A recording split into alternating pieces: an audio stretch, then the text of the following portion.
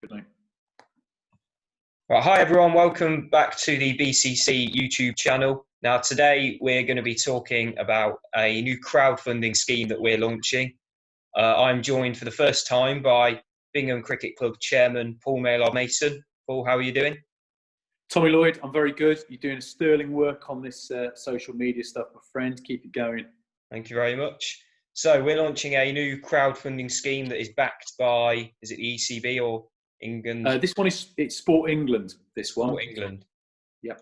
So Paul, do you want to give us a quick overview of what we're doing? Yeah.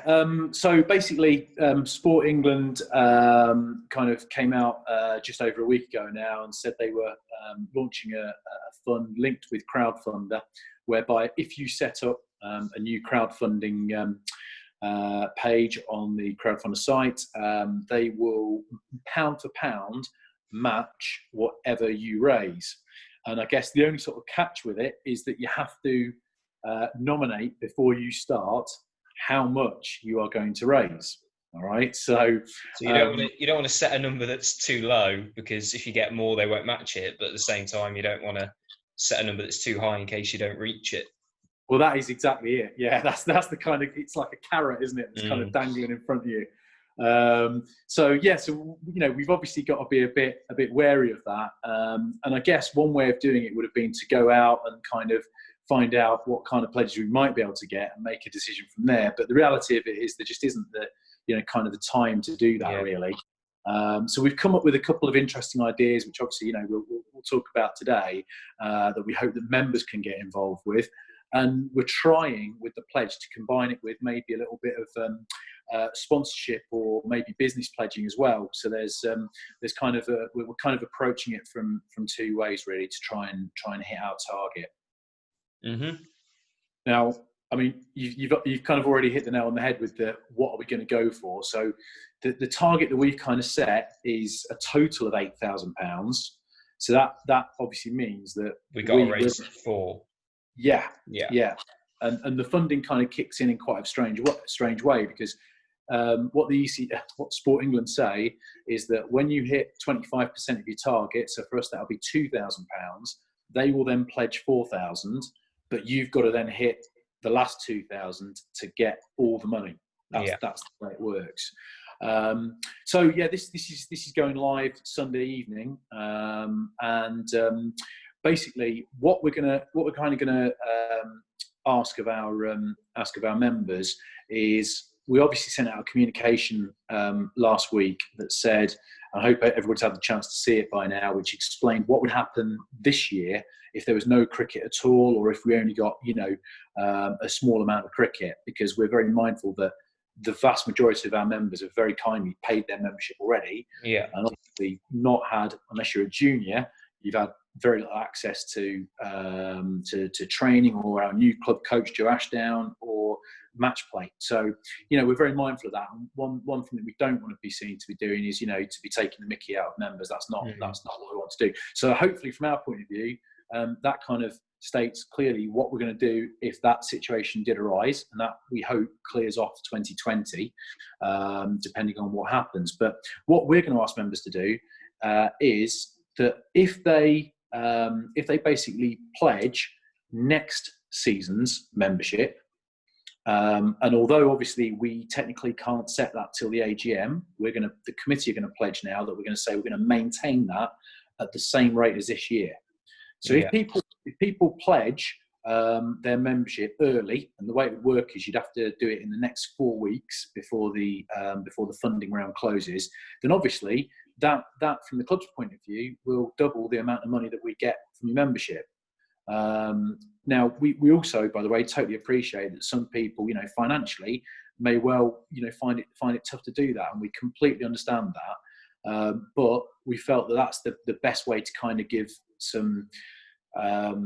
something back to the members. So we're not just asking them to donate a wad of cash, we're saying look, just bring forward the payment you would be making next year anyway. So in theory, if our members do this and pay next season's membership, they don't have to pay anything until the start of the 2022 season, in theory. Yep, spot on. And what we've done is, one of the things with Crowdfunder is that you also kind of have to give little rewards each level that people pledge. So what we've done is we've said, right, for a £20 donation, which obviously matches membership plus donation this year, your reward, if you like, is your membership. Mm-hmm. For £70, which is for juniors, what they pay for all their training, you get your membership, all your training, plus a water bottle. So we're kind of throwing that in as an extra freebie. And the other thing we're saying to adults is, if you want to pay in advance for your indoor sessions next year, so our winter training sessions, winter training, then you'd actually be saving money by doing it that way, by £70. So they're kind of the two levels. For anybody who's feeling particularly, that they would like to donate a bit more, there's also a level there which I think is £150, where you'd get a free BCC cap on top of all that, and then it goes into what we hope might appeal to some potential commercial backers or sponsors, where you can sponsor different parts of the club for different donations. So there's the opportunity there to sponsor the women's team, our junior section, or the senior section as well, and they're all different values as part of it. Okay, so what is the aim of this? Where's the money going to go? Yeah, that's obviously a really good point. And our initial thought with this was that it might be an idea to look at helping us fund our net bay building appeal that we've got, which obviously is the next big project we want to take on. Yeah. But we don't want to do that because we feel that the amount of money we need for that, we just wouldn't be able to raise through this, and it might stop us from looking at Sport England for any future funding. So we've kind of talked to the committee about what might really appeal to members, and what we're going to call this is our coaching development fund. So what this money will be specifically earmarked for is, we understand that all members, whether you're senior, junior, quick cricketer, male, female, would have missed out on a lot of training this year, whether it's indoors or outdoors, and who knows when we're going to sort of start properly at the moment anyway. So what we're going to do is we're going to use this funding in, I guess, really three ways.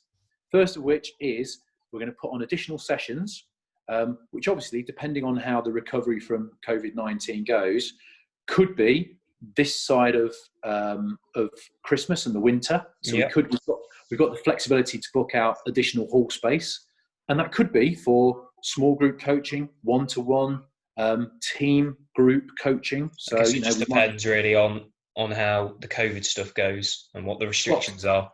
Yeah, spot on. So that's one aspect of it. So that would be on top of what we'd normally offer as a club. Secondly, it would also, because obviously we're relying on potentially a lot of coaches here to get involved, and that might mean we have to go externally of the club to do that. So it allows us to also put some money towards bringing in professional coaches if we need to run some of those sessions. So just as an idea, we might well say, there's two options here. We could say, we might do a specific skills-based session. So it might be a wicket-keeping session, and we might talk to somebody, maybe an ex-pro or somebody who's got a particular skill with that, to come in and run the session. Alternatively, the other option is, what we might do is get we were going to do this actually before this all the coronavirus stuff kicked off. We're going to get Chris Taylor, the ex-ECB fielding coach, to come in and run a fielding session for our coaches, so that they can then pass that on to juniors, whatever. So there's a couple of ways we can do that. So again, that's another thing that might apply. And then thirdly, it's to do things like funding additional equipment. Now, we're not allowed to buy capital stuff through this. So anything over £300 we couldn't do. Yeah. But what it might do is it might allow us to buy some mini bowling machines or ball feeders that could help us at training. And perhaps just some kit to go with that, which obviously we'll need anyway for the sessions we're putting on.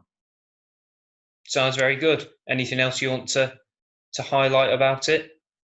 I think, to be honest, Tommy, I think the big thing is, I'm always very wary of just going to members and saying, I'm sounding it for those people old enough, it's a bit like Bob Geldof used to be when Live Aid was on, saying, just get your money out. And I'm very conscious that we go to members and ask them to kind of help fundraise and help do stuff a lot.